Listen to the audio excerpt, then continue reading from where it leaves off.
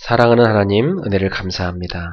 지난 한 주간도 저희에게 천국의 시민권이 있음을 알게 하셔서 우리가 이 땅에서 살아가는데 우리의 정체성이 하늘에 속한 자임을 분명히 알고 이 땅에 하나님께로부터 파송받은 천국의 대사이므로 우리가 가는 곳을 변화시키라는 사명을 갖고 살게 하신 것 감사합니다. 우리가 한 주간도 우리의 현장에서 많은 것을 보았습니다. 사람들은 이 땅의 것이 전부인 줄 알기 때문에 많은 것을 쟁취하려고 하고 가져서도 더 가지려 하고 가져서도 만족이 없이 더 많은 것을 소유하려 하는 욕심과 또한 자신의 상처를 메꾸려고 많은 노력을 하는 것을 보았습니다. 하나님 아버지, 이 땅에는 지금도 죄악이 관영해서 사람들이 지금도 쉴 새 없이 죄악에 빠져들어가고 있으며 또한 눈에 보이지 않지만 악한 사단이 활동하면서 이 악한 영들이 많은 사람들의 영혼을 도적질하여서 그들을 멸망으로 끌고 가는 것을 보았습니다. 너무나도 슬프고 또 슬프며 또 슬펐습니다. 하나님, 그러나 저희에게 저들을 살리라고 우리를 보내신 줄 알고 저희가 그들을 위해 기도했고 눈물로 하나님 앞에 간구했습니다. 하나님, 우리 성도들이 세상을 보면서 한 주간 흘린 눈물과 그 기도가 절대 헛되지 않게 하옵소서. 그리고 그 기도가 다 하나님 나라에 상달된 줄로 믿습니다. 그리고 우리 성도들의 기도가 정확하게 응답될 줄로 믿습니다. 세상을 향하여 우리가 흘렸던 눈물이 곧 하나님의 눈물이요 하나님의 탄식인 줄로 압니다. 하나님, 그래서 저희에게 복음을 주셔서 이 복음을 가지고 사람들을 건져내라고 명하셨습니다. 저희가 힘써 이 복음을 전하여서 위기에 처한 많은 가정들과 또 상처 속에 빠져있는 후대들과 또한 자신의 잘못된 생각의 감옥의 틀 안에 갇혀있는 많은 사람들을 건져낼 수 있게 하옵소서. 사람들은 남에게 말하지 못하지만 숨은 갈등과 고민으로 너무나 아파하고 있습니다. 하나님 아버지, 그들에게 복음이 필요합니다. 그들이 주님을 만나고 싶어 합니다. 저희를 보내셨습니다. 증인되라고 보내셨습니다. 저희가 증인되어 세상을 살리는 전도자들이 되게 하여 주시옵소서. 하나님, 우리가 살아가는데 우리의 시선을 사로잡는 세상의 것들이 많이 있습니다. 우리도 모르게 우리의 시선과 우리의 생각과 우리의 귀가 세상을 자꾸만 향하게 되며 우리도 모르게 욕심과 또 세상의 육적인 생각들이 우리에게 공격해 옵니다. 그러나 우리가 이 모든 것을 내려놓고 위의 것을 찾게 하옵소서. 위의 것을 생각하게 하옵소서. 우리의 마음과 생각이 하나님께 온전히 고정되게 하여 주시옵소서. 그래서 온전히 육신적인 것밖에 모르는 저 세상 사람들에게 참된 진리가 있음을, 생명이 있음을, 천국이 있음을, 참된 행복이 있음을 증거하는 증인이 되게 하옵소서. 오늘도 하나님께서 부르신 백성들이 예배 가운데 나왔습니다. 주님이 온전히 받아주시옵소서. 이 나라에 많은 재난이 자꾸 닥치고 있고 전 세계의 재앙시대가 도래했습니다. 곳곳에 사람들 때문에 이 땅에 인재가 계속되고 있습니다. 하나님 아버지, 죄악이 붙잡혀있는 인생들이 조그마한 실수로 수많은 사람을 어렵게 하고 있습니다. 하나님, 이 땅을 변화시킬 수 있는 유일한 방법은 저들에게 하나님이 임하셔야 되며 하나님의 사랑이 들어가야 되며 그리스도의 복음만이 저 세상을 하나로 만들고 치유할 줄로 믿습니다. 병들어버린 사람들의 정신이 복음이 들어가야 온전해질 줄로 압니다. 찢길 대로 찢겨진 가정들이 복음이 들어가야 치유될 줄로 믿습니다. 사랑하는 주님, 방황하는 저 후대들의 가슴 속에 하나님이 임하셔야 저들이 온전한 인생의 방향을 찾을 줄로 믿습니다. 주님, 우리 그레이스 교회가 이 세상을 살리는 구원의 방주 역할을 온전히 감당케 하여 주시옵소서. 이 시간도 예배 가운데 우리 주님이 임하셔서 처음부터까지 온전히 역사하시고 최고 영광을 받으시옵소서. 감사하며 예수님 이름으로 기도하옵나이다. 아멘.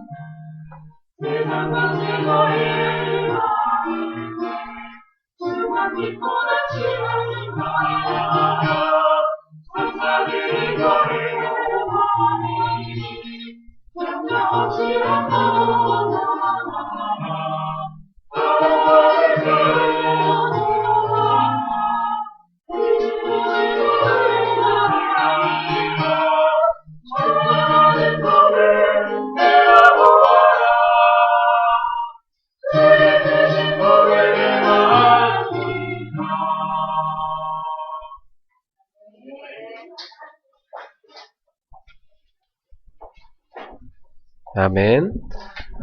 우리 옆 사람한테 인사합시다. 받은 복을 세어보세요.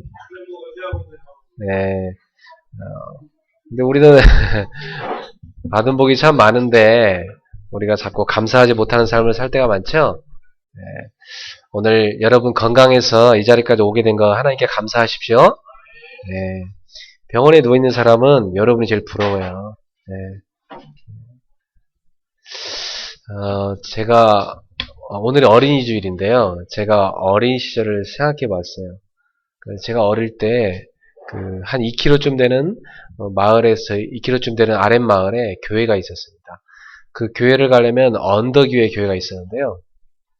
그 조그만 힐이 있었는데 그 힐을 이렇게 올라가려면 많은 계단을 올라가야 돼요. 그 언덕에 올라가면 판자로 된 초록색 판자 페인트를 칠을 해놓은 그 판자로 된 지붕이 성경 봉독 안 했구나. 미안합니다. 제가 이렇게 늘 까먹습니다. 예, 성경 말씀 좀 읽고 설교하겠습니다. 나는 권사님이 왜 자꾸 나한테 윙크를 보내나. 요한일서 5장 10절부터 15절까지입니다. 신약성경 요한일서 5장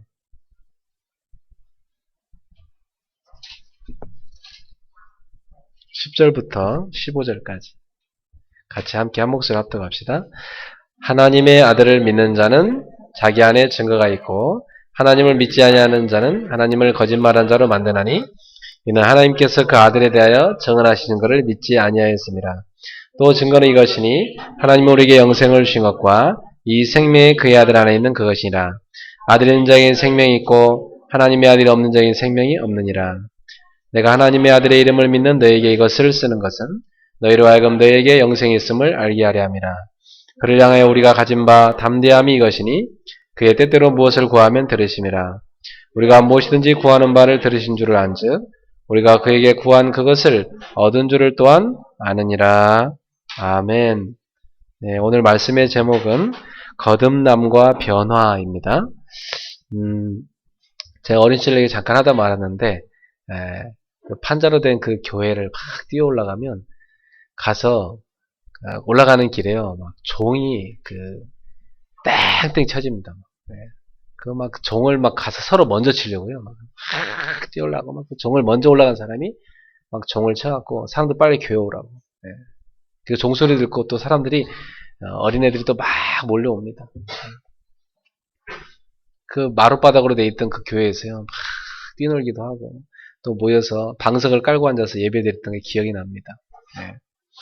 그리고 또 교회가 부흥이 되어 그 아래쪽에 언덕 밑에 언덕 위에 있다 보니까 할머니들이 못 올라오니까 교회가 너무 높다 해서 언덕 밑에 논에다가 제가 다녔던 조그마한 초등학교가 있는데 그 초등학교 옆에다가 벽돌을 성도들이 날아가면서 교회를 지었던 것도 기억이 나고요. 저는 어린 시절에 교회에서 지낸 추억이 참 많습니다. 여러분 어린이들을 어떻게 하면 잘 키울까요? 어릴 때 하나님을 알게 만들면 그 아이는 커서도요 평생 부모의 뜻을 거슬리지 않고요. 하나님의 말씀 가운데 살아가게 되는 복된 인생이 됩니다.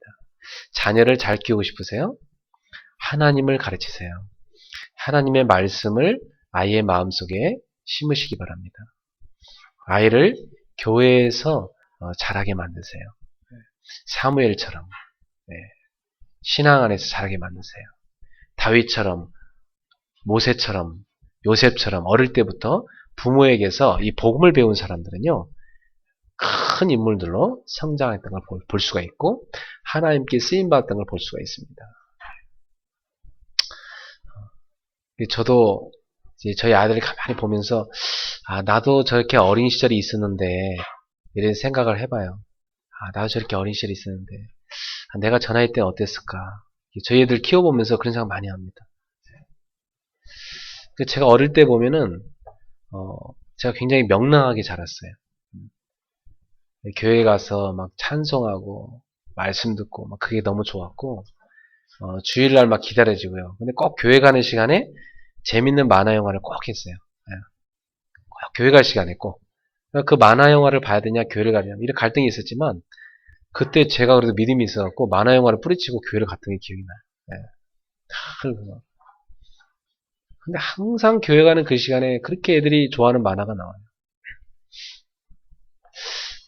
그런데도 교회를 그렇게 다니면서 제가 굉장히 명랑하게 성장했는데 저희 가정의 배경은 제가 그렇게 명랑할 수 있는 분위기는 아니었어요. 저희 집은 그 당시에 우리 어머니 아버지가 제가 태어났을 때 이미 두 분이 별거 중이셨고요. 저는 어머니 밑에 자라고 있었어요. 우리 큰형님은 아버지 밑에 자라고 있었고 그리고 제가 태어났을 때는 이미 우리 위에 누나하고 또 형하고 이렇게 다 바깥에 나가 살고 계시고 저는 그 시골에서 그 작은 형님과 또 어머니와 이렇게 저하고 그리고 그 우리 할아버지 할머니 우리 어머니한테는 시부모님인데 남편은 나갔지만 그 시부모를 지극정성 어머니가 모셨습니다. 그런 속에서 참 역기능적인 가정에서 성장했어요. 근데도 제가 굉장히 명랑하게 자랐어요. 근데 한 번씩 저한테도 이렇게 우울함이 찾아올 때가 있었죠. 어머니가 막 참다 못 참아서 우실 때, 그 밭을 매다가 막 우시고요. 그 어릴 때 불렀던 그 유행가 가사가 있는데 기억이 지금 잘 안 나는데 그거 한번 들으면 바로 기억날 것 같아요. 그 우시면서 노래를 부르세요. 막 타령하듯이. 저는 그 밭 옆에서 이렇게 놀다가 우신 어머니를 보고 되게 마음속에 어머니한테 잘해야 되겠다. 내가 크면은 어머니를 이렇게 잘 모셔야 되겠다. 행복하게 해드려야 되겠다. 이런 생각을 많이 했는데 참 나이가 들수록 내가 점점 불효자가 돼가는 게 아닌가 이런 생각이 자꾸 듭니다. 당장 내 눈앞에 있는 처자식 이렇게 돌본다고 내가 일하느라 바쁘다고 어머니를 잘 모시지 못하는 내 모습을 보면서 마음이 많이 아파요. 네. 여러분 부모님 살아계실 때 잘하세요? 네. 돌아가시고 나면 소용없습니다. 살아계실 때 잘하시고요. 그리고 여러분도 좋은 부모가 되세요. 우리 청년들은 좋은 부모 될 수 있도록 준비하세요. 제가 참 아주 역기능적인 가정에 자랐지만 제가 이렇게 올곧게 바르게 성장할 수 있었던 한 가지 이유는 하나님 아버지 때문이에요. 하나님의 말씀 때문이에요. 제가 어릴 때부터 성경을 읽었고 교회 안에서 성장했기 때문에 저는 행복한 가정의 모습을 성경에서 배웠어요. 우리 가정의 모습은 행복하지 못했기 때문에 저는 성경에서 배웠고요. 우리 아버지가 세상에 계시다는 그 생각을 하면 내가 너무 괴로우기 때문에 제 마음속에 아버지에 대한 생각의 창문을 닫아버렸어요. 그게 저에게는 한 가지 자폐죠. 그쪽 분야를 이렇게 닫아버린 거죠. 왜 아버지를 생각하면 내가 괴로우니까. 그래서 우리 아버지는 돌아가시고 안 계시다. 내 스스로 자꾸 나한테 세뇌하면서 그리고 잊어버리고 살았어요. 근데 나중에 제가 고등학교 들어가서 아버지 회사에 서울에는 제가 중학교 때 전학을 왔는데 아버지 회사에 제가 가서 고등학교 때 그 학비를 받아갖고 와야 되는 일이 있었어요. 그게 한 번씩 아버지 이렇게 회사에 가면은 아버지가 그 서랍에 본인이 이렇게 절약절약 해갖고 모아놓은 그 뭐 봉투가 하나 있습니다. 10,000원짜리가 이렇게 좀 소복하게 쌓인 그걸 갖다 저한테 이렇게 주면서 이걸 갖고 가서 책도 사고 학비에 보탰어라. 그걸 보니까 아버지가 많은 눈치 가운데서 자기도 나름대로 또 새로운 가정을 이루어서 살아가고 있는데 그 속에서 그 눈치를 보면서 그 돈을 이렇게 조금씩 모은 거예요. 그 서랍에다가 이렇게 조금씩 모아놓은 거예요. 그리고 자기가 밥 먹는 것도 절약하면서 막 줄여가면서 그걸 모아놓은 거예요. 제가 어느 날 개척해서 너무 어려울 때 제가 바깥에 가 전도하다가 배가 너무 고픈데 밥을 먹으러 갈 때 제일 싼 집이 어딜까 식사를 그 제일 싼 집을 골라서 들어가면서 그걸 제가 대충 시장길을 때우고 그 식비를 이렇게 조금씩 모아가지고 우리 애들 유치원비를 댈 때 그때 내가 그 식당에서 그때 아버지가 딱 생각이 나더라고. 그러면서 아버지가 이랬구나. 이게 아버지로구나. 여자들은 잘 모르죠. 애들도 잘 몰라요. 그러니까 어머니는 잘 알아요, 사람들이. 어머니는 뭐 앞에서 잘 울기도 하고, 그죠? 표현을 잘 하니까 힘들면 힘들다. 근데 아버지들은 왜 자식 앞에서 뭐 울거나 그러지 않잖아요. 속으로 우는 거지. 그러게 안 보이는 데서 울고. 그게 아버지거든. 그래서 제가 그때 우리 아버지가 그랬겠구나. 그렇게 모아서 나한테 그 돈을 줬던 것이구나. 그런데 이제 그 아버지를 만나서 뭔가 추억을 나누고 싶은데 돌아가시고 안 계신 거예요. 그래서 생각이 나는데 이런 때는 내가 어떤 때는 우리 아버지를 만나 좀 인생에 대한 상담도 하고 대화를 하고 싶은데 안 계시잖아요. 그래. 참 인생에서 기회란 게 오는데 지금이 기회인데 우리는 지금의 기회를 놓칠 때가 많아요. 여러분 지금이 기회입니다. 나중은 없어요. 지금 부모님하고 살 때 잘 섬기시고요. 지금 자녀들을 데리고 있을 때요. 그 아이들에게 사랑을 주고 그 아이들이 기뻐할 때 같이 기뻐하시고 웃으시고요. 그 자녀를 키우는 것 자체가 즐거움 아닙니까? 물론 뭐 애 키우는 게 쉽진 않습니다. 내 뜻대로 잘 안 되잖아요. 그죠? 근데 아이들은요. 사랑을 먹고 자랍니다. 엄마 아버지의 사랑을 먹고 자랍니다. 그래서 부부가 참 상처 많은 사람끼리 둘이 만나가지고 가정을 이룬 거 아닙니까? 처음에 뭐 우리 여기 청년들도 있지만 처녀총각 시절에는 그 상처도 안 보이잖아요. 그냥 바깥에 예쁜 거, 바깥에 멋있는 거 이거밖에 안 보이잖아. 예쁘다 저 여자애, 멋있다 내 남자친구. 그래서 뭐 이게 그래갖고 막 둘이 손 붙잡고 막 좋다 우리 사진도 찍자 뭐 이렇게 해가지고 우리 너무 좋은데 빨리 결혼해서 살자 뭐 이래갖고 그냥 결혼하는 거 아닙니까? 그 살다 보니까 어때요? 내가 연애 시절에 알았던 그 사람이 전혀 아닌 거죠. 내가 몰랐던 나머지 50%가 막 쏟아져 나오기 시작하는데 이해가 안 되는 거죠. 도대체. 여러분 우리는요. 바깥에 보이는 면이 있고요. 보이지 않는 이면이 있습니다. 사람은 그 이면 세계에 의해서 보이는 게 지배를 받습니다. 그걸 성경은요. 영적 상태라고 얘기를 합니다. 사람은 이 영적 상태에 따라서 모든 부분 지배를 받아요. 근데 여러분 연애 시절에 영적 상태 보입니까? 안 보이죠. 그리고 마음 상태라는 게 있어요. 그 사람의 마음 상태도 몰라요. 얼마나 그 사람 속에 많은 상처가 들어가 있는지 잘 모릅니다. 근데 그 사람의 배경을 전혀 모르는 상태에서 지금 있는 그 모습만 갖고 막 판단하면서 살려고 하는데 이해가 안 되는 거죠. 부딪힐 수밖에 없어요. 저는 제가 총각 시절에 소원이 한 가지 있었어요. 피아노 치는 그 아가씨를 만나서 집에서 아내는 피아노를 치고 나네 옆에서 아이들과 함께 막 찬송을 부르고 뭐 이런 행복한 가정을 이게 다 저는 꿈을 꿨거든요. 그래서 제가 이렇게 연애할 때 나를 좋아하는 아가씨 가보면서 이게 저 아가씨는 피아노를 치나 이렇게 생각을 이렇게 하면서 이렇게 눈여겨보면서 그러다가 저희 아내를 만났는데 피아노 너무 잘 치고 막 지휘도 잘하고 그 제가 뭐 뿅 가버린 거죠. 그래서 저는 이제 야 그래 피아노 치면서 옆에 찬송 부르고 막 행복한 가정을 우리가 이룰 수 있겠구나.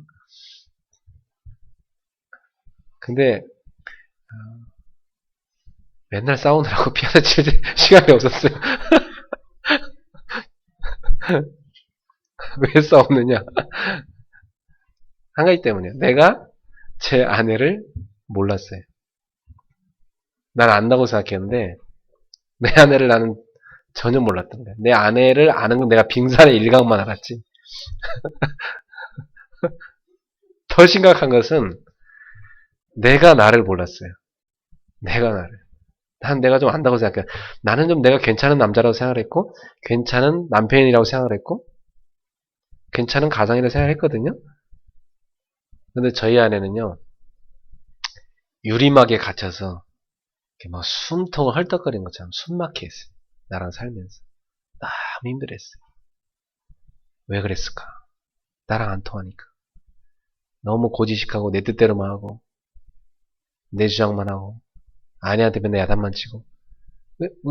아내의 그런 그 아픔과 상처와 연약함을 전혀 이해를 잘 못하고, 막 인내심이 없고, 막 나도 모르게 막 화내버리고, 도저히 대화 안 되면 막 그냥 자리 피해서 나가버리고. 내가 신학생 때 결혼했는데, 전도사 때 결혼했는데, 전도사인 내가 그랬다니까. 그러니까, 지나고 보니까, 우린 너무나 서로를 잘 몰랐어요. 한 7, 8년 싸우고 나서 너무 힘들어갖고 하나님 앞에 우리가 왜 이렇게 살아야 되냐. 눈물로 기도를 하는데, 그때서야 서서히 내 모습이 보이기 시작하더라. 네. 그때까지는요, 계속 내가 잘못 선택했다. 저 사람이 문제다. 이렇게 원망만 막, 상대편에게 원망만 했어. 왜 내가 저런 사람 만났을까? 저 사람이 문제다. 저 사람 뭐가 문제고, 뭐가 문제고, 뭐가 문제고, 뭐가 문제고. 이것만 계속 봤는데, 절대 해결되지 않아요. 근데 제가 아내한테 그때 책을 한 권 사다 줬어요. 내가 하고 싶은 말이 너무 잘 적혀 있어. 이걸 좀 읽어보라고. 근데 그걸 안 읽더라고. 그건 제가 읽었죠, 갖다가. 아내의 기도로 남편을 돕는다. 외국 사람이 쓴 책인데, 제가 이렇게 그 표지를 읽었어요. 첫 번째 표지, 첫 번째 면에 뭐라고 나오냐면, 그 저자인 그 여인이요, 너무나 이해 안 되는 남편 때문에 힘들어하면서, 하나님 제발 저 남편을 좀 변화시켜달라. Change him please. 하나님 저 남편 좀 변화시켜 주십시오.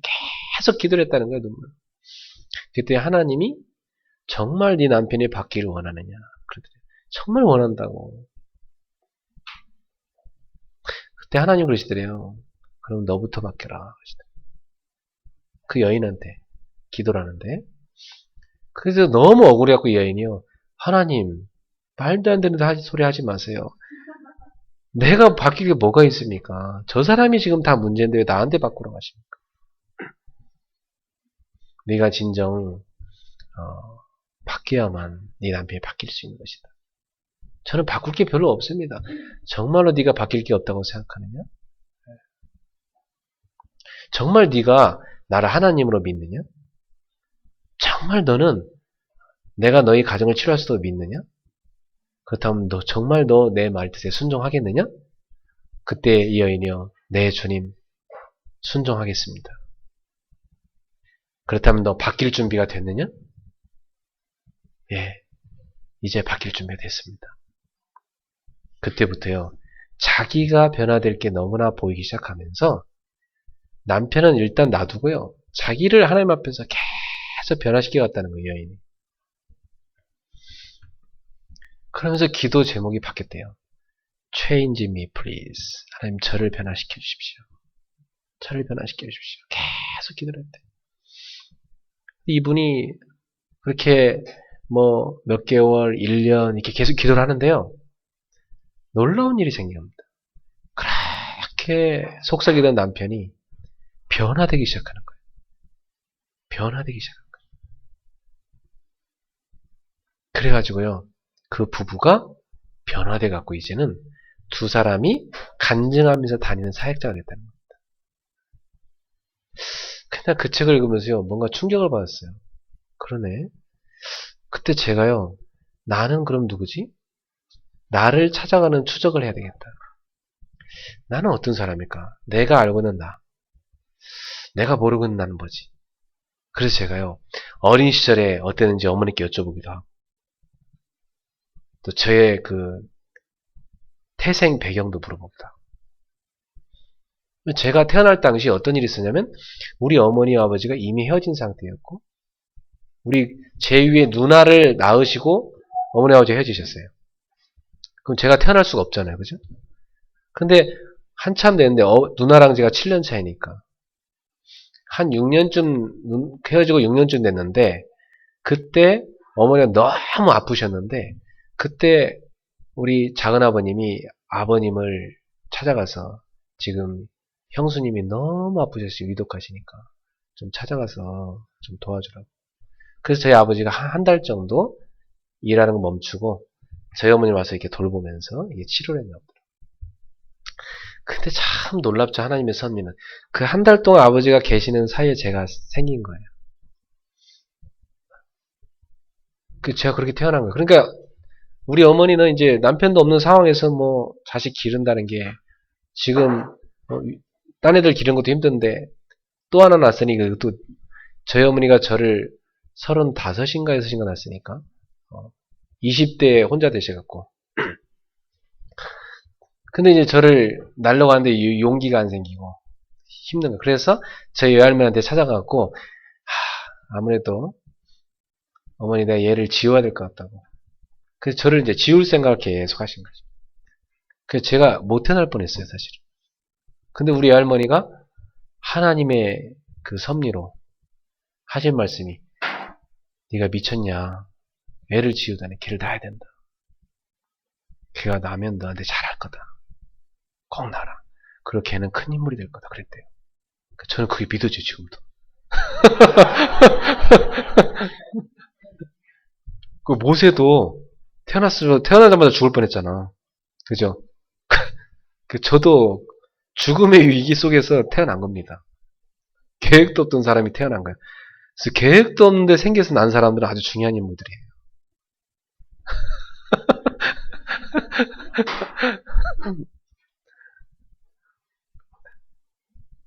다행히 이제 어머니가 저희 형님이 전도를 하셔갖고 어릴 때 교회를 다니셨어요. 다니다 말다 하셨지만 그래서 제가 형님 손 붙잡고 또 이렇게 신앙생활을 하게 됐고 그 형님이 지금 목사님이 돼 있고 예, 저도 목사가 돼 있죠. 근데 저를 이제 가만히 돌이켜보니까 내 어릴 적 시절이요 다 생각나는 거예요. 그래 우리 어머니의 마음이 얼마나 참 참담했을까. 너무 힘들었겠다. 그 어머니의 그 슬픔이 내 속에 막 느껴지는 거예요. 그 태중에서부터 난 그걸 느끼고 자란 거죠. 그리고 자라면서도 어머니가 막 비가 막 쏟아지는데요. 그 흙탕물인 그 마당에서 땅을 치시면서 막 콧물 흘리면서 눈물 흘리면서 내 팔자야 하면서 우시는 게 지금 생각나거든요. 그런 것들이 막 내 속에 쫙 생각하면서 그게 나도 모르게 내 속에 이 슬픔의 정서가요. 쫙 깔려버렸어요. 그래서 저는 청소년 시절에 우울한 분위기를 좋아했어요. 사람들 앞에 막 같이 어울리고 하지만 나 혼자서는 조용히 우울함 속에 들어가서 혼자 고독하게 생각하고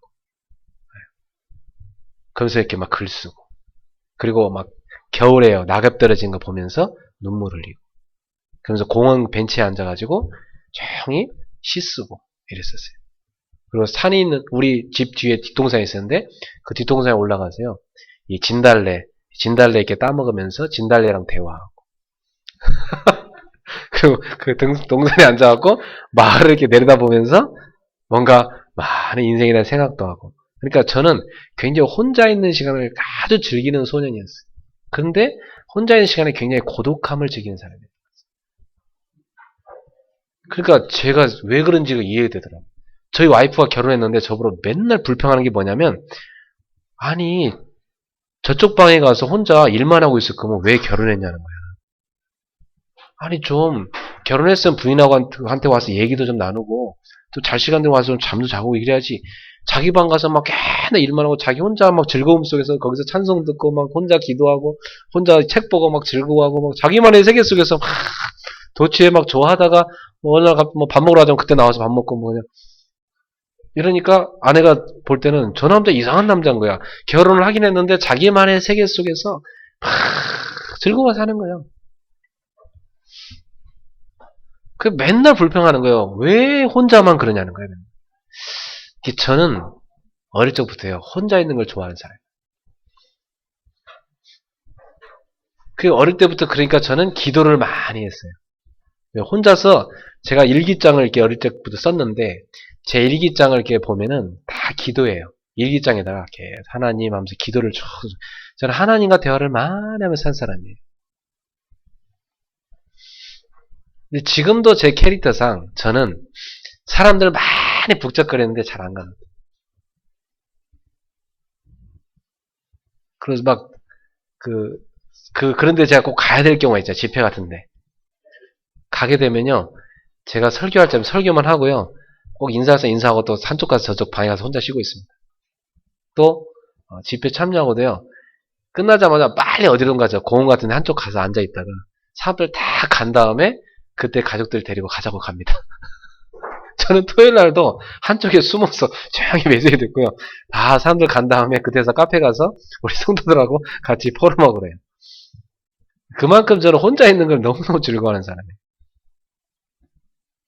그게 제 캐릭터인 거죠. 근데 그런 저를 아내가 알리게 있습니까? 어릴 적에 성장 비용을 전혀 모르는데. 그러면서 이제 내가 그런 속에 잘한 것 같다. 그래서 이렇게 된 것 같다. 얘기를 하니까 아내가 이해를 하고, 아, 그러냐고.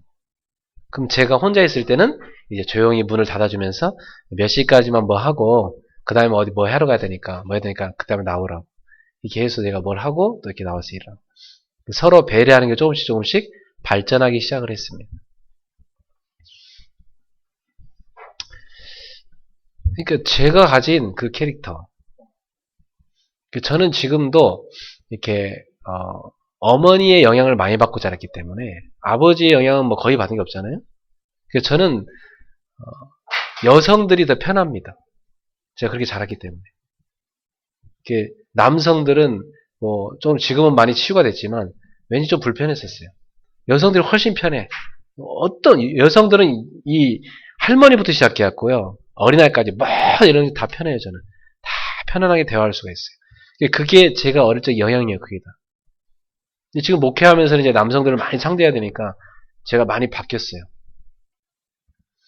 자, 오늘 제가 왜 이 어린 시절까지 이렇게 얘기를 합니까? 사람들은 자기를 잘 모릅니다.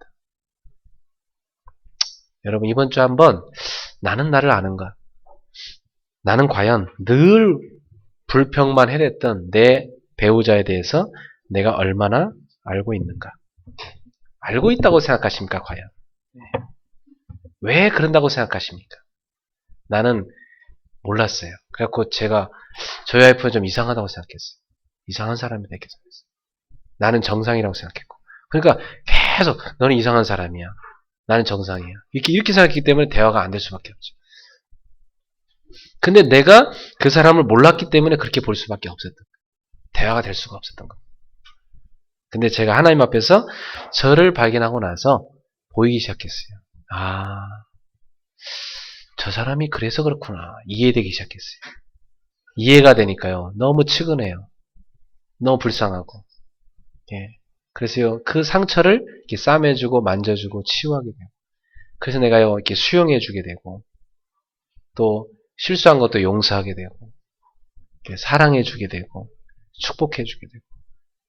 그 내 마음속에 진정으로 자기를 이해해주고, 진정으로 그 영혼을 사랑해주는 걸 와이프가 느끼죠. 그리고 그 속에 들어와서 치유받기 시작해요. 변화되기 시작해요. 누가 먼저 시작하느냐, 그 사람이 참 축복된 사람이죠. 우리 청년들 적어도 결혼하기 전에 자기 발견을 하고 결혼하셔야 됩니다. 자기가 자기도 모르면서 결혼하면 굉장히 상대편 괴롭힙니다. 그건 결혼 생활이 아니에요.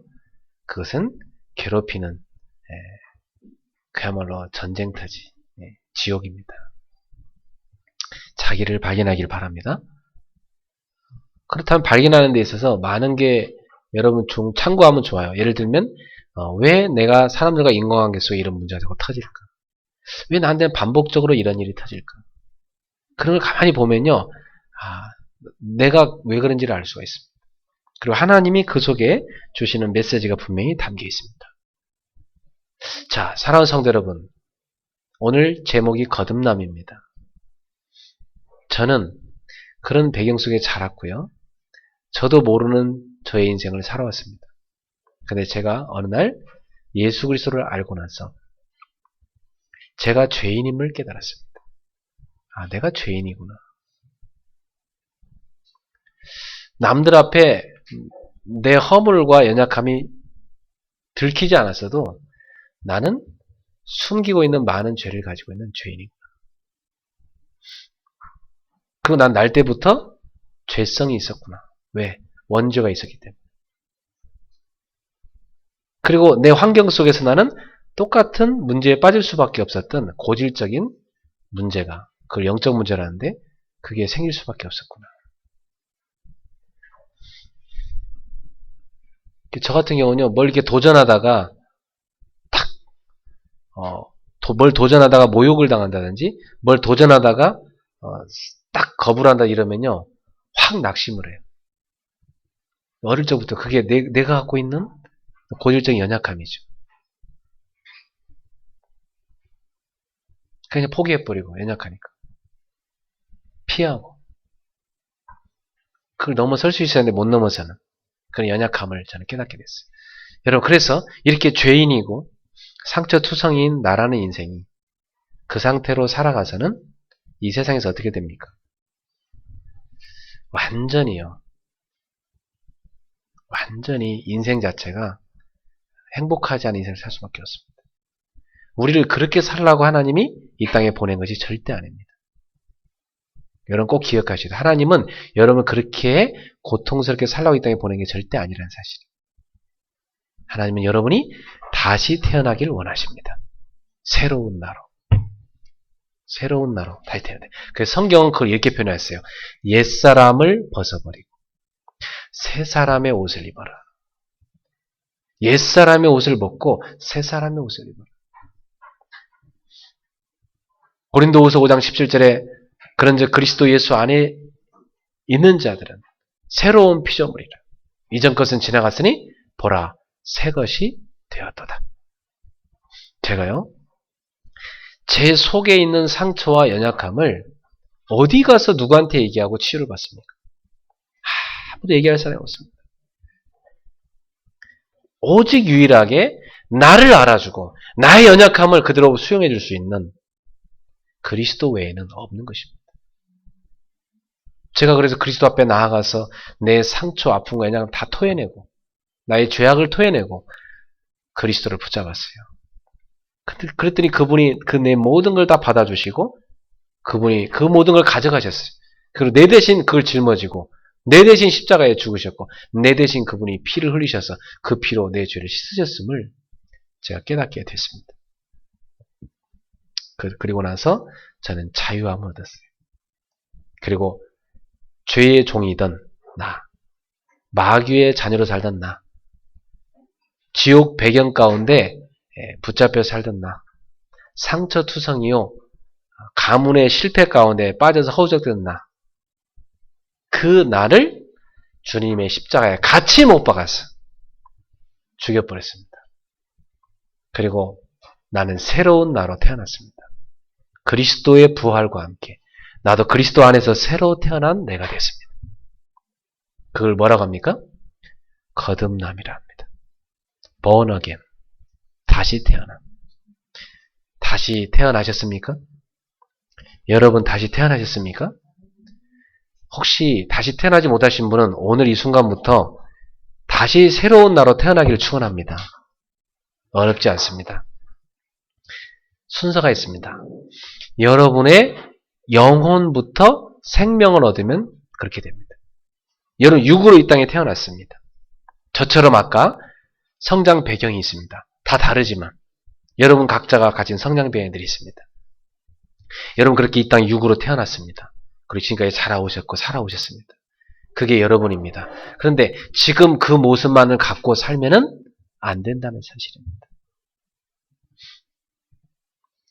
여러분의 그 삶이 그렇게 될 수밖에 없었던 것은 영이 죽어 있거나 또 어릴 적부터 교회를 다녔지만 그 영적 상태가 완전히 피폐해 있거나 황폐해 있거나 그런 상태이기 때문에 여러분 삶이 굉장히 힘들었던 겁니다. 그래서 제일 첫 번째 거듭남은 뭐부터 바꿔야 되냐? 영적 상태부터 바꿔야 됩니다. 다시 말하면 죽은 영혼은 그 영이 살아나야 됩니다. 바로 영의 생명을 얻어서 영이 살아나야 돼요. 예수께서 말씀하셨습니다. 요한복음 11장 25절 26절에 나는 부활이요 생명이니 나를 믿는 자는 죽어도 살겠고 무릇 살아서 나를 믿는 자는 영원히 죽지 아니하리라. 오늘 본문에도 나오죠. 하나님의 아들을 믿는 자. 그 사람 안에는 뭐가 있다고요? 증거가 있다. 하나님을 믿지 아니한 자는 하나님을 거짓말한 자를 만드는 이는 하나님께서 그 아들에 대하여 증언할 증거를 믿지 아니하였습니다. 또 증거는 이것이니 하나님 우리 영생을 주신 것과 이 생명이 그의 아들 안에 있는 그것이라. 하나님께서 우리 인간에게 주실 생명을 누구 안에 넣어놨다고요? 그의 아들 안에 넣어놨다고 했습니다. 그래서 12절에 아들이 있는 자에게 생명이 있고 하나님의 아들이 없는 자에게 생명이 없느니라. 이 본문을 갖고 아까 어린이 예배 때 어린이한테 설교를 했더니 우리 소은이가 아빠는 생명이 없는 것 같아요. 그래요. 왜? 그랬더니 아빠는 아들이 없잖아요. 딸만 둘이잖아요. 그래서 야 지금 그런 뜻이 아니고 이게 지금 여기서 아들이 있는 자에게 이 말은 하나님의 아들이 있는 자에게 이 말이다. 여기서 아들은 지금 자식을 말하는 게 아니라 하나님 아들 예수님을 말하는 거다.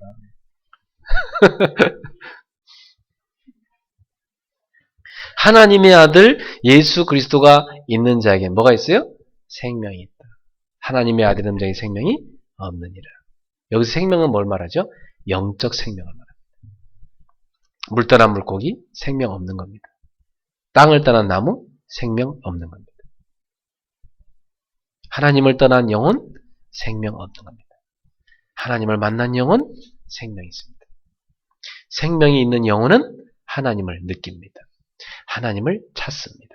하나님의 말씀에 고픕니다. 기도하고 싶습니다. 예배가 기다려집니다. 하나님께 나아가게 됩니다. 여러분의 영혼이 살아나게 되기를 축원합니다. 혹시나 영혼이 살아났지만은 그 영혼이 힘을 잃고 완전히 지금 황폐해 있는 사람 같은 경우는 그 영혼이 새 힘을 얻는 날이 되길 바랍니다.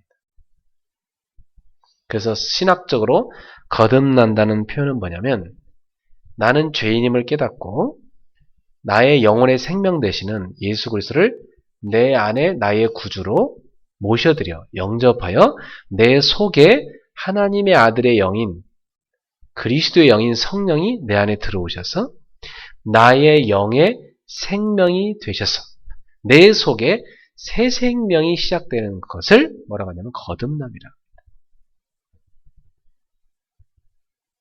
오늘 여러분에게 그 생명이 없는 사람은 생명이 시작되는 날이 되기를 바라고요. 그러나 또 생명이 있으나 그 성령이 내게 충만하셔서 나를 다스릴 때 나의 영혼이 나의 육을 지배하여 나의 영이 육을 이끌어가는 하나님의 성령의 인도를 받는 상태가 되는 것이지 그 영혼이 황폐해져서 영적 힘을 잃어버리고 육이 막 살아나서 힘이 넘쳐나면 육신의 막 죄악의 소욕이 막 넘쳐나서 그 사람의 영혼을 마음껏 죄로 육이 끌고 가게 되는 것입니다. 그래서 혹시 지금 이 자리에 있는 여러분 가운데 영이 주인이 돼야 되는데 나는 몸이 주인입니다. 육이 주인입니다. 그래서 내 육이 나를 막 끌고 와서 죄를 끌고 갑니다. 이런 사람은 오늘 영적 상태를 바꾸시기 바랍니다. 여러분의 영혼이 주인이 돼서 육을 이끌어가게 되기를 주의 이름으로 축원합니다. 그렇게 해서 예수 그리스도를 나의 구주로 모셔드린 사람은 어떤 일이 일어납니까? 오늘 여기 본문에 보니까 생명이 있다 그랬습니다. 생명이 있다. 그래서 9가지 결과가 생겨납니다. 거듭나게 되면 나타나는 결과 9가지입니다. 첫 번째, 예수를 나의 구주로 영접해서 모셔진 사람은 새로운 생명이 생겨납니다. 요한복음 5장 14절에 사망에서 생명으로 옮겼느니라. 두 번째, 새로운 마음이 생깁니다. 에스겔서 11장 19절에 보니까 새로운 마음이 생기는데 이전에 가졌던 마음과 다릅니다. 하나님의 자녀로서 성령이 주장하시는 새로운 마음. 그 새로운 마음은 뭐죠? 이전에는 미워했던 마음이 어떤 마음으로 바뀌죠? 이해하고 용서하는 마음으로 바뀌죠. 불평했던 마음이요? 감사하는 마음으로 바뀌죠. 태어난 것 자체를 저주했던 사람이요? 태어남에 대해서 희열을 느끼며 감사하는 사람이 되죠. 마음이 바뀌는 것입니다. 감정에 손상된 것이 치유가 된 일이 일어나는 것입니다. 그리고 세 번째, 마태복음 8장 14절에 15절에 이제 하나님을 아빠, 아버지라 부를 수 있다. 그래서 하나님을 새로운 부모로 모시게 되는 일이 일어납니다. 새로운 부모로 하나님을 섬기게 돼요. 저 같은 경우 그래요. 저는 어릴 때부터 아빠란 단어를 사용할 기회가 없었어요. 왜냐면 같이 안 살았어요. 그래서 저는 아빠란 말을 하는 친구들을 보면 너무 부럽기도 하고 너무 어색하기도 하고 그 말이 그리운 단어면서도 어색한 단어가 저한테는 이 아빠란 단어였습니다. 제가 이 아빠란 단어를 가지고 하나님께 이렇게 사용을 해봤지만 하나님께 해도 좀 어색하긴 하더라고요. 그래서 제가 하나님께도 아버지 하나님 이렇게 했는데 근데 이 아빠란 단어가 마태복음 8장 14절 15절에 보면 너희가 하나님을 아빠라 아버지라 부를 수 있다고 그랬습니다. 근데 제 이 단어가요 언제 제가 이 단어가 너무 정겹게 치유가 됐냐면 제가 아빠가 되고 나니까 우리 애들이요 저를 아빠 이렇게 부르니까 제가 문 열고 집에 들어가면요 아빠 하면서 두 막 뛰어나오거든. 그래 뭐 한 놈은 막 이쪽에 앉고 또 한 놈 이쪽에 앉고 이쪽에 안 오면 또 뒤에서 엎이고 이래가지고 막 제가 들어가면 짐 내려놓을 틈도 없이 막 애들이 막 둘러 달라붙었고 막 제 속에 그러면서 제가 내가 이렇게 잘하지 못했는데 얘들은 참 행복하겠다. 야 그러면서요 야 진짜 이 아빠란 단어가 이렇게 얘들한테는 소중한 단어입니다. 나는 그걸 어릴 때 전혀 못 느끼고 사는 거죠. 그래서 제가 하나님 아빠 이렇게 부르면서 제가 기도를 합니다. 여러분도 하나님이 여러분의 아빠입니다. 아버지. 육신의 부모는 연약하죠. 그러나 하나님은 전능하십니다. 부모님 날 다 이해할 수 없지만 하나님 모든 걸 다 이해하십니다. 그리고 하나님 아버지께 나아가는 복된 자녀가 되십시오. 고린도전서 16장 20절에 새로운 형제가 생긴다고 그랬습니다. 여러분 바로 옆에 앉은 사람이 새로운 형제입니다. 주님 안에서. 옆에 있는 분이 남성이면 형제님, 여성이면 자매님 이렇게 한번 불러보세요. 시작.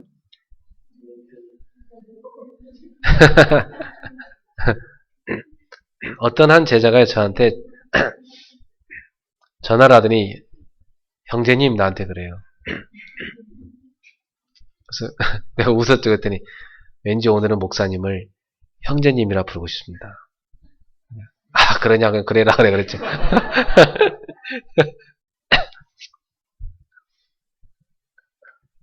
여러분 우린 주 안에서 다 형제입니다. 이 피를 나눈 형제 집에서 그런 형제가 있죠, 그죠? 근데 그 형제보다 더 강한 결속력이 있는데 그 뭐냐면 예수의 피로 하나 된 형제입니다, 우리가. 그게 신앙의 형제인 것입니다. 또 우리는 고린도후서 5장 17절에 새로운 피조물이 되었다. 여러분 우리는 새로 태어나면 됐습니다. 원래 피조물인 상태가 다 망가졌기 때문에 하나님이 망가진 나를 새롭게 하는 새로운 피조물로 이걸 신학적으로 재창조라고 합니다. 처음 창조가 다 망가졌기 때문에 새롭게 창조하신 거죠. 우리를. 주님 우리를 재창조하셨습니다. 요한복음 14장 26절에 새로운 영적 이해가 생깁니다. 여러분 하나님 안 믿는 사람 모르는 여러분 영적 이해가 생겼어요. 요한복음 14장 26절에 보면 보혜사 곧 아버지께서 내 이름으로 보내실 성령 그가 너에게 모든 것을 가르치고 내가 내게 말한 모든 것을 생각나게 하리라. 여러분 속에 누가 와 계세요? 성령이 와 계세요. 이 새로운 영적이에요. 그래서 여러분 걸어갈 때도요. 혼자가 아니고 누가 함께 하세요? 성령이 함께 하신다. 성령님은 보혜사 곧 우리의 보호자라는 것입니다. 그분이 항상 여러분과 동행하고 있다는 사실을 알고 내가 너무 가슴이 터질 것 같고 말할 대상자가 없다 할지라도 성령님께 여러분 아뢰시길 바랍니다. 성령님 제가 이렇게 억울하고 답답합니다. 성령님은 아시죠?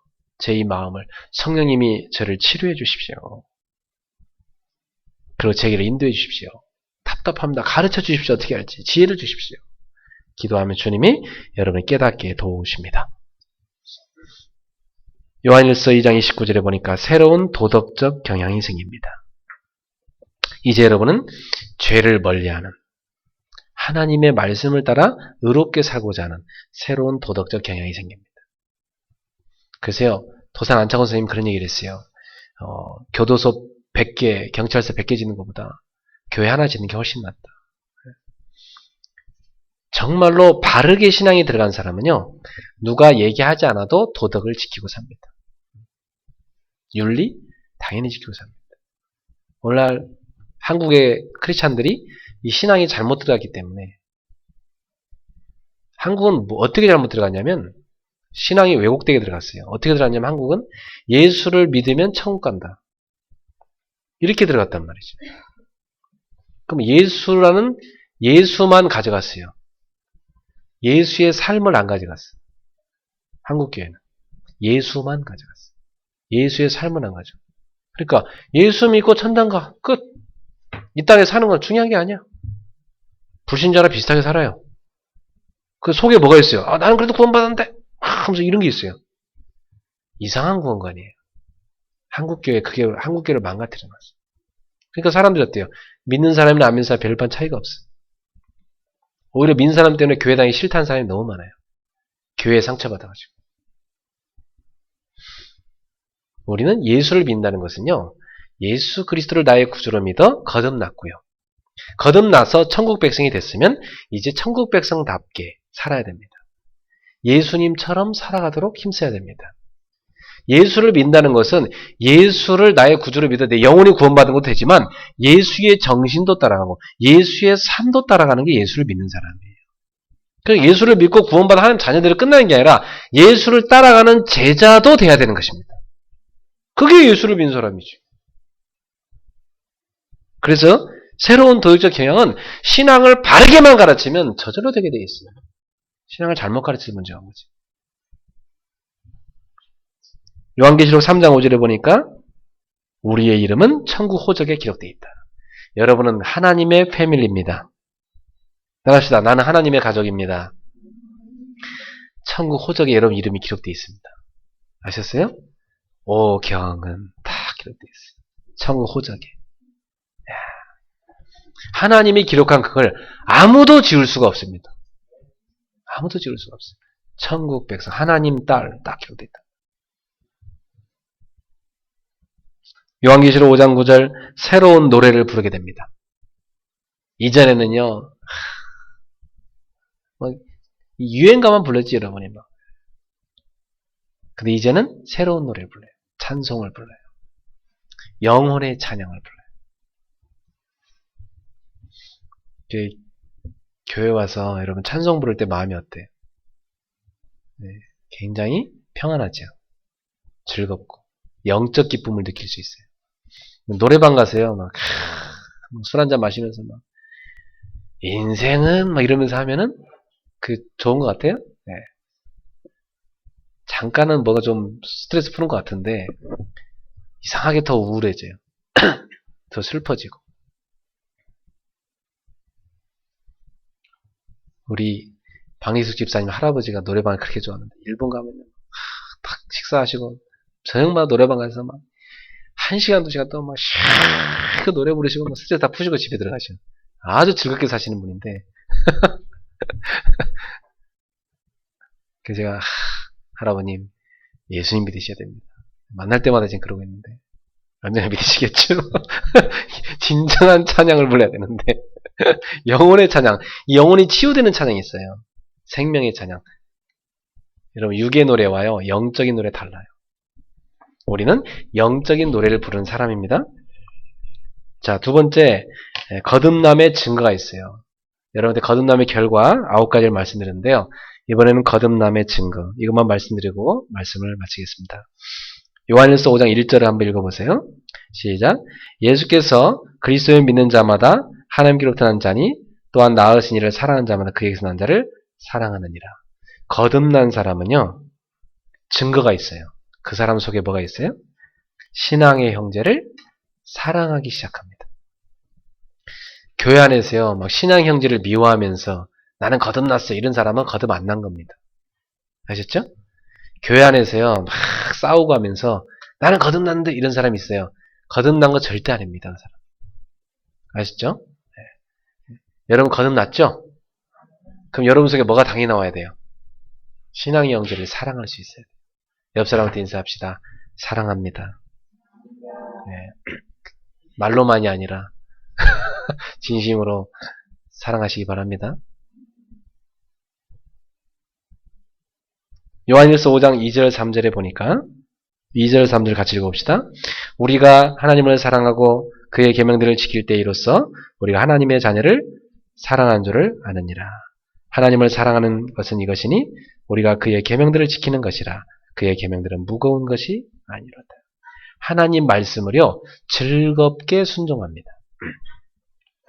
거듭나지 않은 사람은요 하나님 말씀대로 안 삽니다. 하나님 말씀 순종도요 막 억지로 합니다. 거듭나지 않은 사람이죠. 거듭난 사람은요 하나님 말씀 순종하는 게 너무 즐거워요. 기쁨으로 순종하고 싶어서 하나님 말씀대로 살고 싶어서 그렇게 애씁니다. 그 사람을 보면 아, 저 사람 거듭난 사람이다. 그렇게 볼 수가 있습니다. 그리고 아까 우리가 읽었죠? 12절에 아들 인자의 생명이 있고 하나님의 아들 없는 생명이 없느니라. 거듭난 사람은요 뭐가 있어요? 구원의 확신이 있어요. 두 가지 증거가 있어요.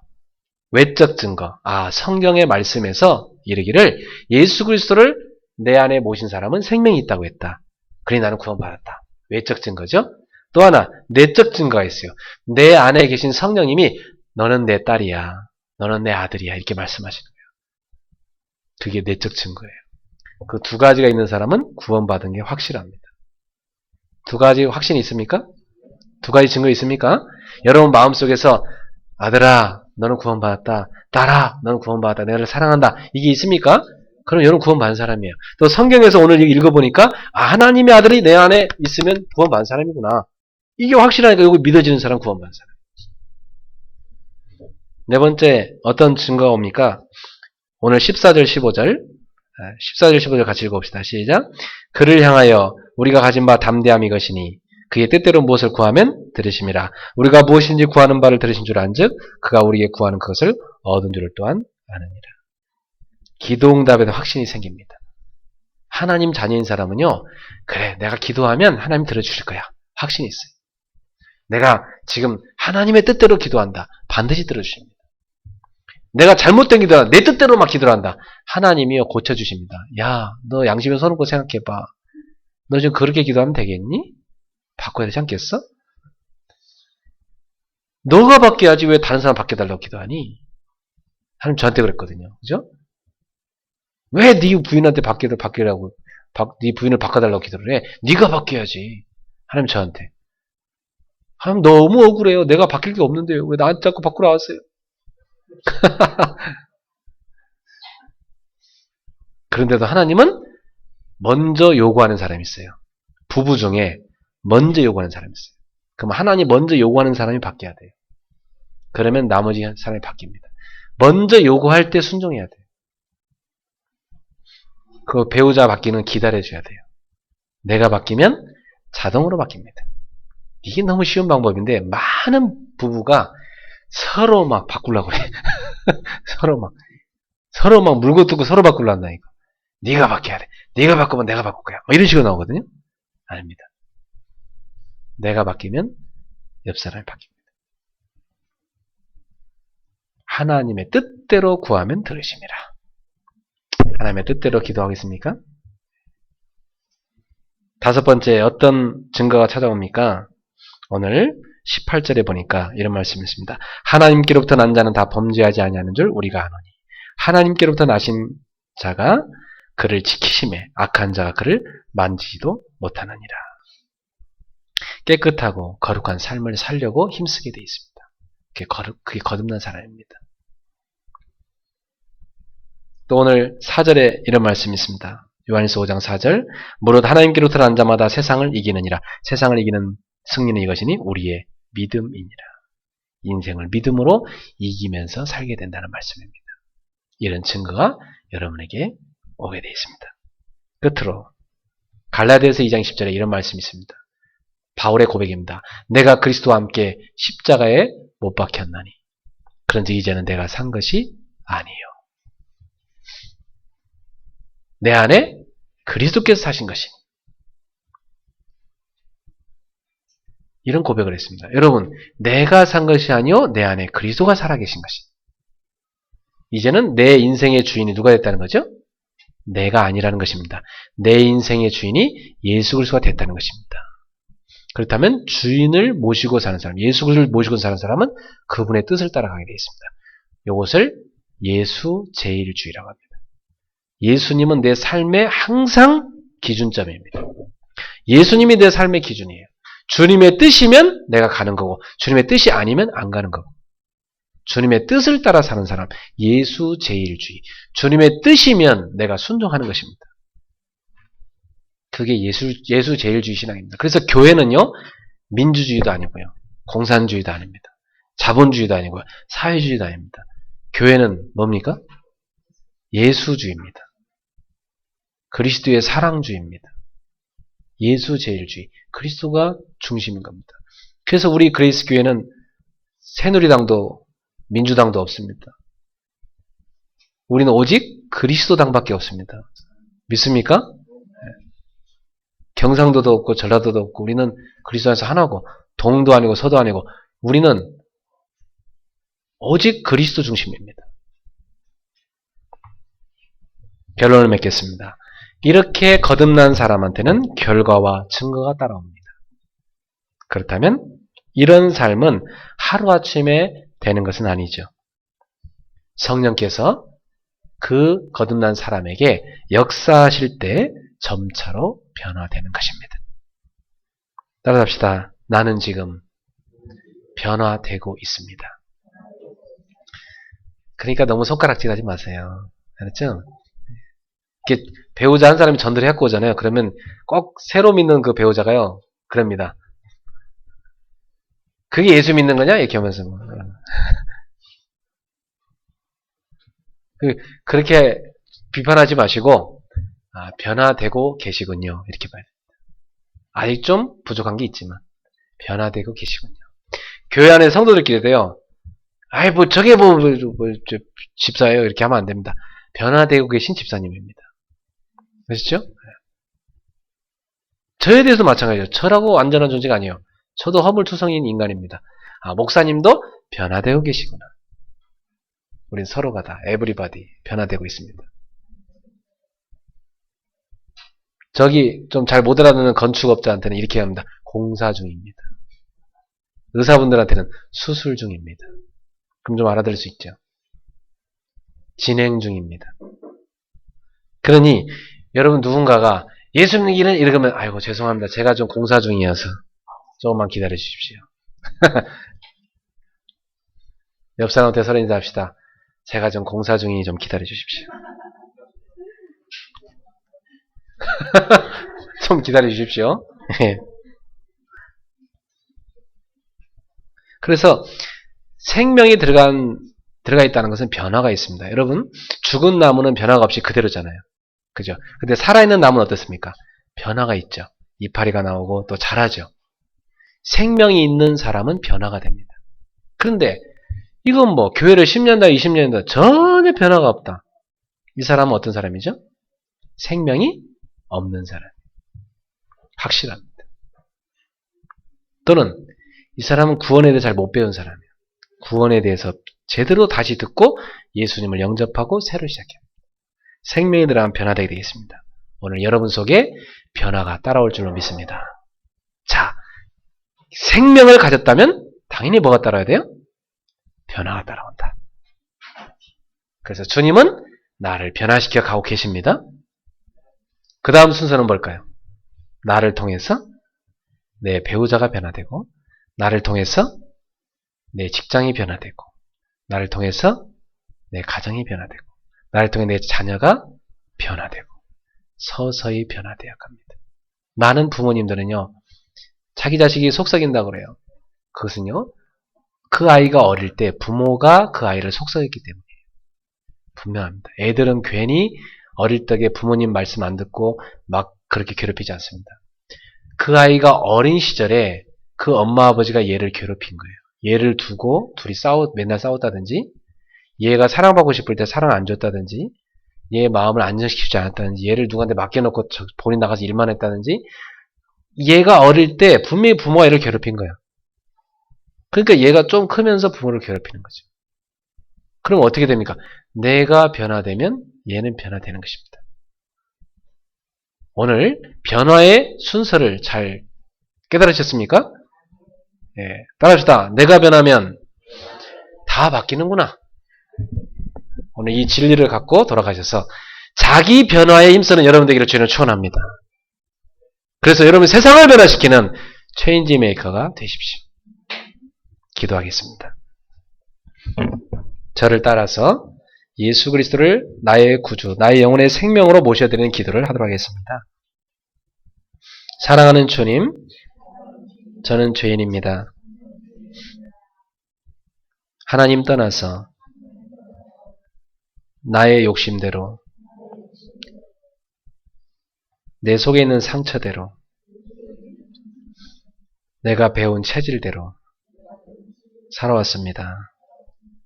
남을 이해할 수 없었고 배려할 수도 없었습니다.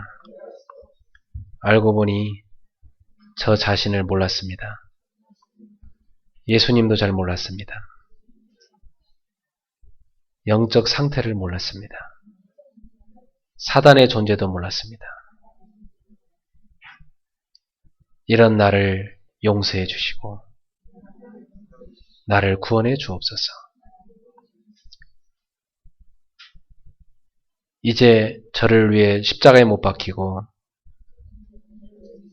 부활하신 예수 그리스도를 나의 영혼의 생명으로 모셔드립니다. 나를 위해 죽으시고 부활하신 주 예수 그리스도여, 지금 내 안에 오셔서 나의 생명이 되소서, 나의 주인이 되소서,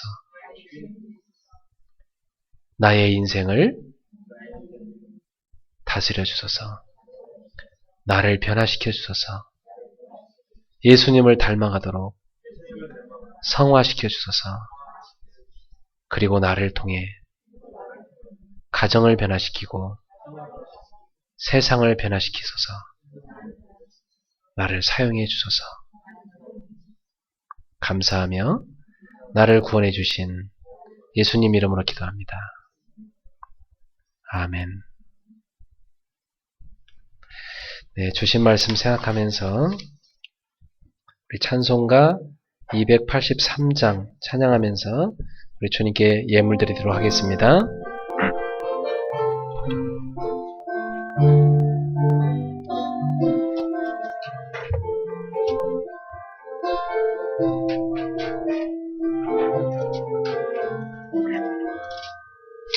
나 속죄함을 받은 후 한없는 의능을 다 헤아릴 수 없어서 늘 찬송합니다. 나 속죄받은 후, 나 속죄받은 후 주를 찬미하겠네. 나 속죄 받은 후 주의 이름 찬미하겠네. 나 속죄함을 받은 후 내 마음이 새로워 주 뜻을 준행하면서 죄 길을 버리네. 나 속죄 받은 후 나 속죄 받은 후 주를 찬미하겠네. 나 속죄 받은 후 주의 이름 찬미하겠네. 나 속죄함을 받은 후 능력이 오셔서 하나님 자녀 된 것을 곧 증언합니다. 나 속죄 받은 후 나 속죄 받은 후 주를 찬미하겠네. 나 속죄 받은 후 주의 이름 찬미하겠네. 나 속죄함을 받은 후 보혈의 공로로 내 주의 은혜 입으니 늘 평안합니다. 나 속죄 받은 후 나 속죄 받은 후 주를 찬미하겠네. 나 속죄 받은 후 주의 이름 찬미하겠네. 아멘. 우리 주신 말씀 생각하면서 우리 하나님 앞에 여러분 입술로 각자 구하고 싶은 기도를 이 시간 간구하도록 하겠습니다. 어떤 기도는 좋습니다. 이 시간 하나님께서 여러분의 깨닫게 하신 그 말씀 붙잡고 이 시간 하나님 앞에 기도하면 주님이 우리의 기도를 다 응답하여 주실 것입니다. 같이 기도하겠습니다. 사랑하는 하나님, 은혜를 감사합니다. 오늘 저희들에게 거듭남과 변화란 말씀을 주셨습니다. 사랑하는 주님, 우리 자신들이 자신의 영적 상태를 정확히 볼 수 있는 눈을 열어 주시옵소서. 그리고 정말 지금의 나로는 안 된다는 사실을 깨닫고 새로운 나로 거듭나는 역사가 일어나게 하옵소서.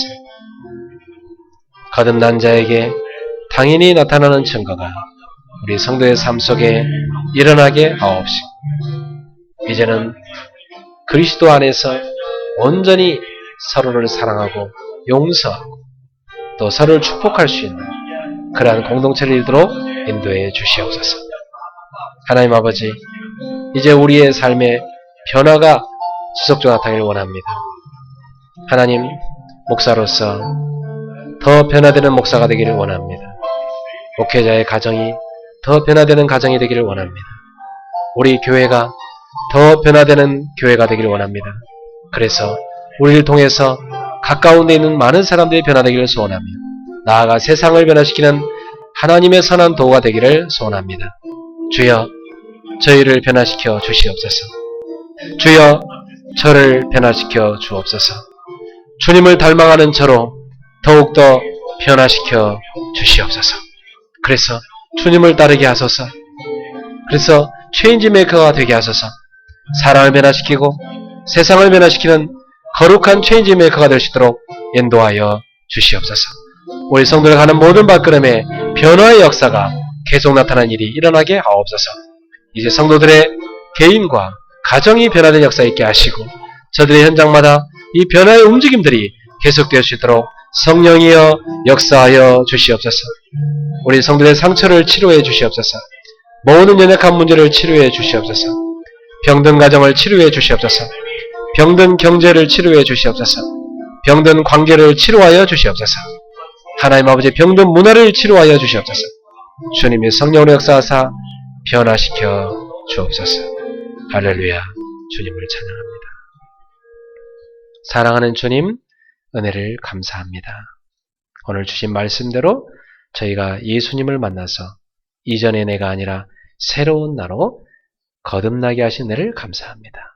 이제 우리 안에 우리를 계속해서 변화시켜 가시는 하나님의 영신 성령님이 함께 계시기에 날마다 성령의 뜻을 따라 변화되어 갈 수 있는 성도들이 되게 하옵소서. 우리들의 변화를 통해서 가장 가까이에 있는 가족들의 변화가 나타나게 하시고 직장에 있는 동료들에게 변화가 전달되게 하시고 나아가서 우리 그리스도교가 변화되어 세상을 변화시키는 역사가 일어나게 하옵소서. 우리의 작은 변화가 거대한 세상을 변화시키는 중요한 축복의 시작이 되게 하옵소서. 하나님, 주님의 은혜가 넘쳐나서 성도들의 개인과 가정이 치유되게 하시고 경제가 치유되며 문화가 치유되며 관계가 치유되며 세상을 치유하는 역사 있게 하옵소서. 예수님 이름으로 축복하며 기도하옵나이다. 아멘. 주의 영광을 받으시옵소서.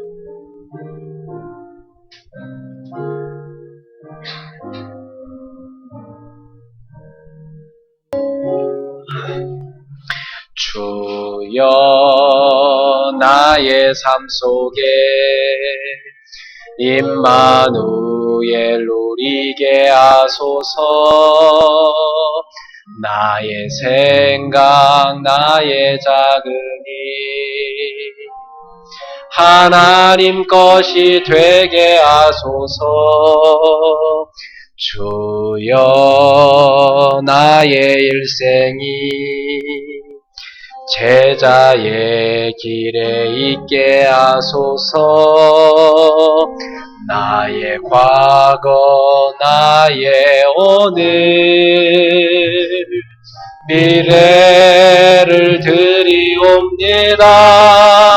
나를 넘어서 하나님 은혜를 응답을 넘어서 하나님 소원을 이를 넘어서 하나님 계획을 축복을 넘어서 하나님 언약을